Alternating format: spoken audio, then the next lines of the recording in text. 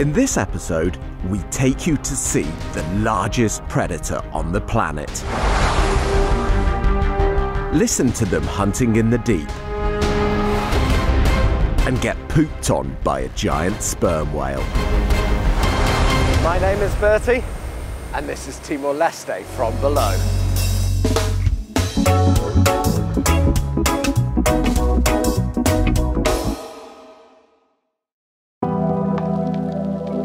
Straight out of a storybook, this is a sperm whale. Their name is derived from spermaceti, a waxy substance found inside the whale's noggin. A highly sought-after product for use in oil lamps, lubricants and candles, sperm whales were extensively hunted for centuries. Made famous by the fictional and ferocious Moby Dick, sperm whales are actually gentle giants.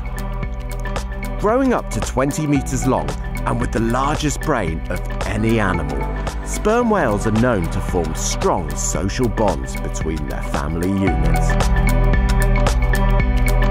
In an attempt to encounter one of these beautiful behemoths myself, I met up with sperm whale ecologist and keen listener Benjamin Khan off the coast of Dili. So Benjamin, what is this piece of kit we're looking at here? This is our directional hydrophone. So the hydrophone itself is sitting in the middle of this parabola, this dish, and that blocks sound from one end and amplifies it from the other. So it directionalizes the sound. And what's it used for? The hydrophone basically is an acoustic census. A lot of the species that are out here are deep divers, and so they are vocalizing underwater. There's a variety of sounds and clicks and whistles that you can differentiate. Not all of them, but quite a few different species use different sounds, so you can kind of pinpoint them. And is there anything unusual about how sperm whales click or communicate with each other?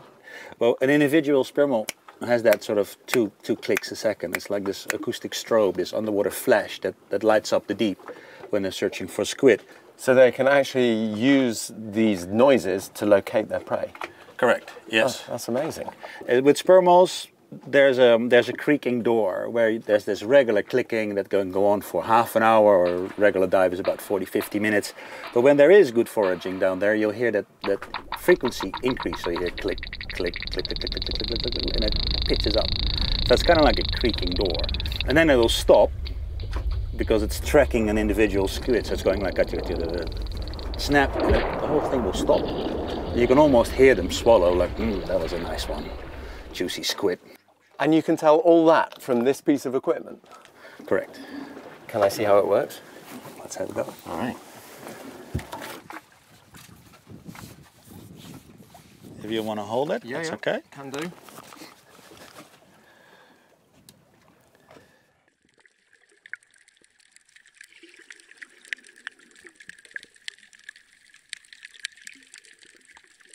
Benjamin, the suspense is killing me. Are you hearing anything?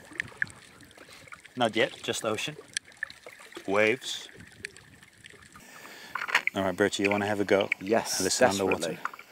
Thank you. Just listen to 90 degrees, and then, so in 4 twists, you will do a full circle.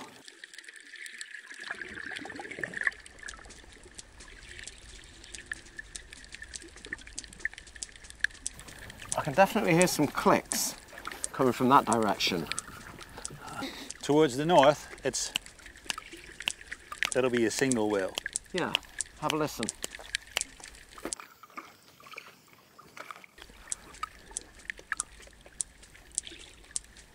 Is that a sperm whale? There could be a few down there.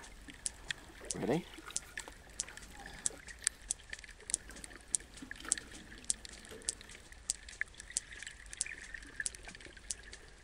Yes, these are typical foraging clicks.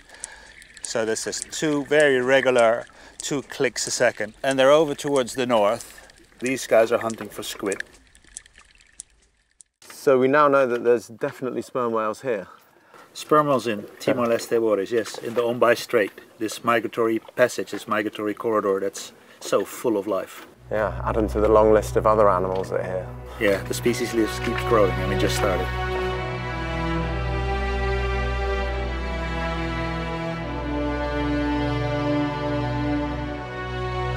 Eventually we searched for so long that Benjamin had to leave to go eavesdrop on some other cetaceans.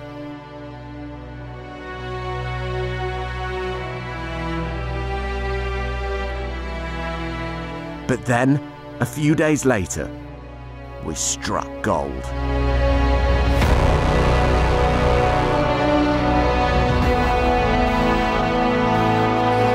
We haven't got one sperm whale, we haven't got two sperm whales, we have got 6 sperm whales that we were just in the water with. Unfortunately, didn't get very close to them, but we know that they're around here. Just got to maneuver in the right position, drop in front of them, and then wait.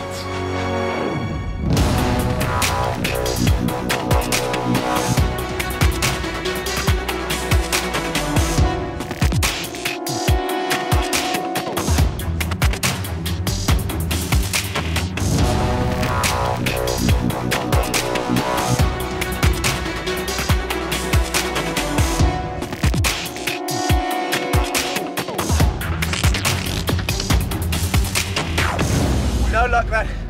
They're very, very aware of where we are, and then saw us in the water, just manoeuvred in another direction. So we try again.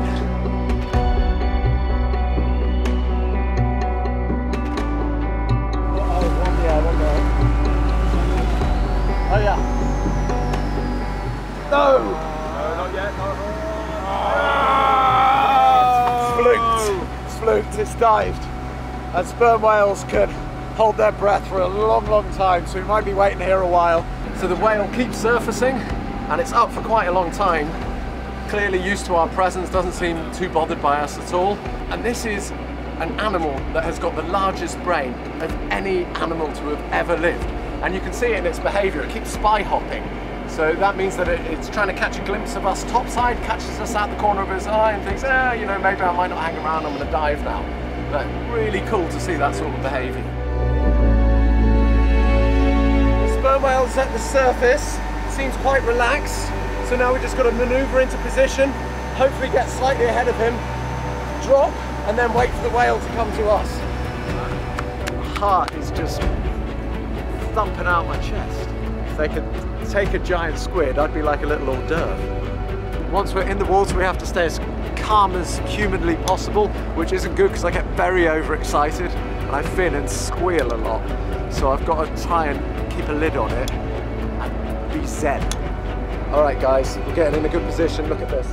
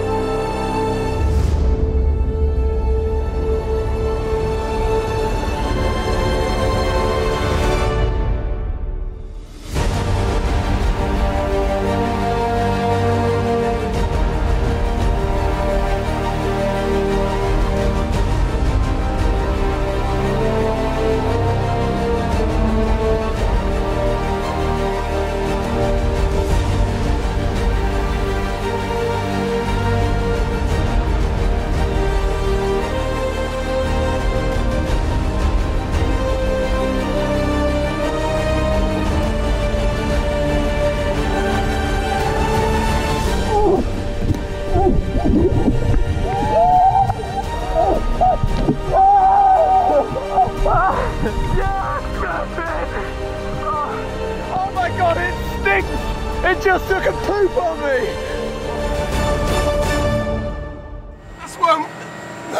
The sperm whale it nearly swam into me, and he was right behind me, and he took a photo of the two of us together, and then it did a poop on my head, but I don't care, because that was amazing.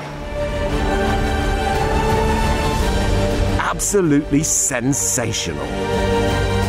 Possessing an inbuilt sonar squid detection system, the largest brain of any animal, and an awe-inspiring amount of grace and majesty, the spectacular sperm whale is surely one of our ocean's most incredible inhabitants. And with a global ban on commercial whaling, hopefully now these gorgeous gentle giants are able to roam the 7 seas in peace, making encounters like this one a real possibility.